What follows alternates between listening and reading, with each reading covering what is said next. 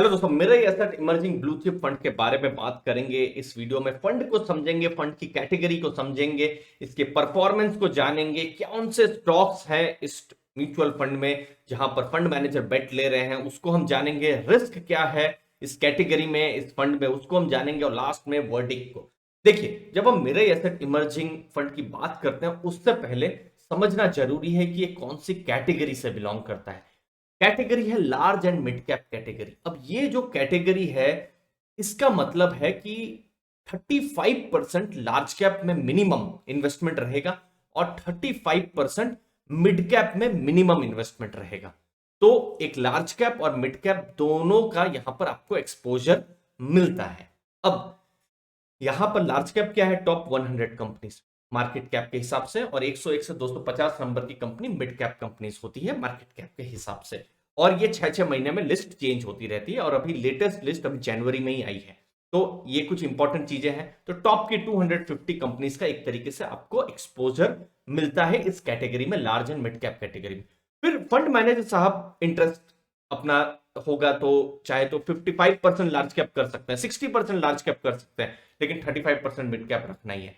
या कभी मार्केट उनको लगे मिड कैप के लिए अच्छा है तो मिड कैप में वो 50-55% जा सकते हैं, लेकिन लार्ज कैप में 35% रखना है। जो भी हो, 35% मिनिमम लार्ज और मिड कैप में होना ही चाहिए, और फिर बाद में वो अपना एक्सपोजर जो है लार्ज कैप या मिड कैप में बढ़ा सकते हैं। स्मॉल कैप में भी चाहे तो थोड़ा बहुत इन्वेस्टमेंट कर सकते हैं। अब फंड के बारे में बात करते हैं। 9 जुलाई 2010 से ये फंड है, एक्टिव है, और 10 साल से ऊपर का, इनफैक्ट 11 साल से ऊपर का इसका एक्सपीरियंस है। और फंड्स का बेंचमार्क है निफ्टी लार्ज मिड कैप 250। तो इसको हम देखेंगे कि इस फंड ने इस बेंचमार्क को बीट किया है कि नहीं। एयूएम बहुत बड़ा है, 21,972 करोड़ का एयूएम है। हाई रिस्क है क्योंकि इक्विटी है, इक्विटी में भी लार्ज कैप है, मिड कैप है। और फंड के लिए अगर बहुत बड़ा पॉजिटिव हम देखें, या मैं पर्सनली जो देखता हूं वो है फंड मैनेजर की स्टेबिलिटी। यहां पर मिस्टर नीलेश सुराना डे 1 से इसके फंड मैनेजर हैं, और कॉन्सिस्टेंटली इस फंड को उन्होंने जो भी बेंचमार्क है उनको बीट भी किया हुआ है। ये एक लमसम का पिछले 10 साल का मैं डेटा लाया हूं। अगर 5,000 रुपए अगर किसी इन्वेस्टर ने इन्वेस्ट किए होते तो आज उसकी कीमत लगभग 50,000 के करीब होती, मतलब 10 गुना। वहीं पर बेंचमार्क की जब आप बात करें तो बेंचमार्क की वैल्यू जो है वो लगभग 26,000 के आसपास होती है। और जो बाकी के जो है जैसे गोल्ड है, फिक्स डिपॉजिट्स है, पीपीएफ है, तो वहां पर पीपीएफ तो 10,000 का भी उसने रिटर्न नहीं दिया होता। एफडीज जस्ट उसने डबल किया होता पैसा, और गोल्ड का थोड़ा ज्यादा रिटर्न होता।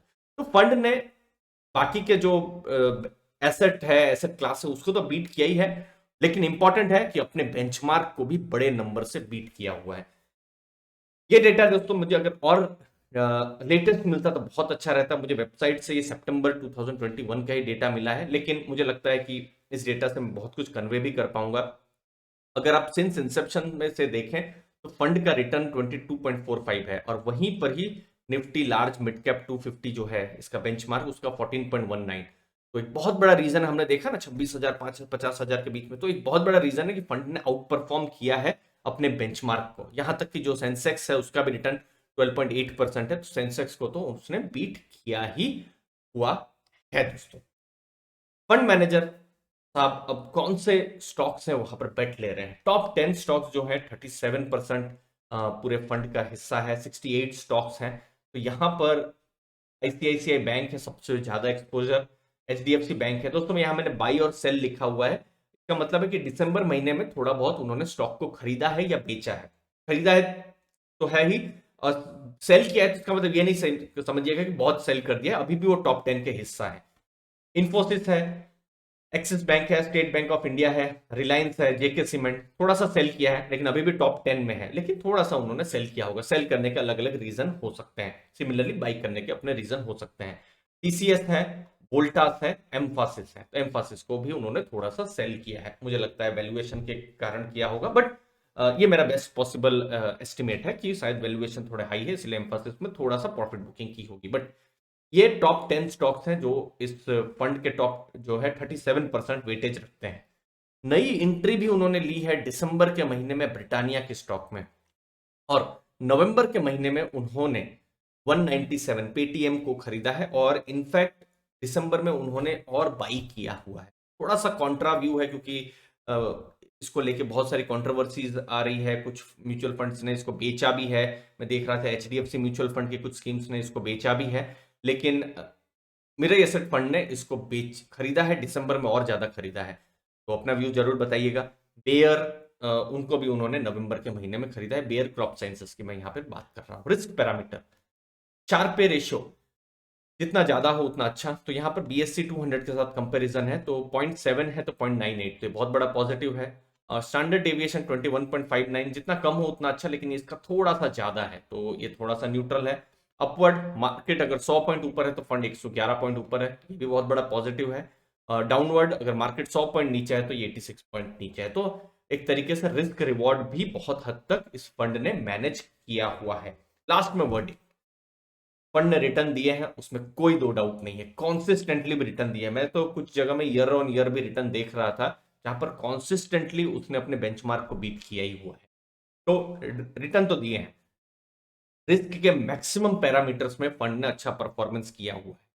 और अब यहां पर जो सबसे इंपॉर्टेंट चीज जो मुझे लगती है, मिस्टर सुराना है, मिस्टर नीलेश सुराना जो फंड मैनेजर है, वो यहां पर है, इस फंड को देख रहे हैं, ये एक बहुत बड़ा की पॉजिटिव है। नहीं तो जनरली मेरा ही एसेट जैसे, क्योंकि कोई बैंक के द्वारा प्रोमोटेड नहीं है, जैसे SBI mutual fund, HDFC mutual fund, ICIC, तो उस हिसाब से डिस्ट्रीब्यूशन का एक बहुत बड़ा एक सपोर्ट मिल जाता है। लेकिन मेरे एसेट का वैसा सपोर्ट नहीं है, लेकिन फिर भी 21,000 करोड़ से ऊपर का एयूएम मैनेज करना, आई थिंक ये बहुत हद तक परफॉर्मेंस पर डिपेंड करता है, वर्ड ऑफ माउथ पर डिपेंड करता है। और इसीलिए परफॉर्मेंस है, इसलिए मिस्टर सुराना मुझे लगता है बहुत की पर्सन है यहाँ पर। बाकी एक लॉन्ग टर्म होराइजन इन्वेस्टर्स का होना ही चाहिए, क्योंकि रिस्क हाई है क्योंकि कैटेगरी में मिड कैप भी है, लार्ज कैप भी है, ये आपको समझना है। और लास्ट में आपके एसेट एलोकेशन के लिए सही है या नहीं। अगर आप अपने रिटायरमेंट के पास पहुंच रहे हैं या अपने गोल्स के पास पहुंच रहे हैं तो फिर ये फंड आपके लिए रिस्की हो जाएगा। लेकिन आपको लॉन्ग टर्म के लिए वेल्थ क्रिएट करनी है, 3 5 7 साल के लिए आप समय दे सकते हैं, क्योंकि मार्केट में ऐसे भी वोलाटाइल समय आते हैं जहां पर ऑलमोस्ट कुछ नहीं चल रहा होता है। तो फिर जो जो इक्विटी रिटर्न से बहुत कम हो सकते हैं। तो इसीलिए एसेट एलोकेशन बहुत जरूरी है। अ, अपना लॉन्ग टर्म व्यू रखना यहाँ पर बहुत जरूरी है। फिलहाल डेटा से बिल्कुल ये समझ में आ रहा है कि फंड ने रिस्क और रिटर्न दोनों को अच्छे से मैनेज किया हुआ है, और ये बहुत बड़ा की पॉजिटिव है। मुझे उम्मीद है आपको वैल्यू मिली होगी। आपके कीमती समय के लिए बहुत बहुत थैंक यू वेरी मच।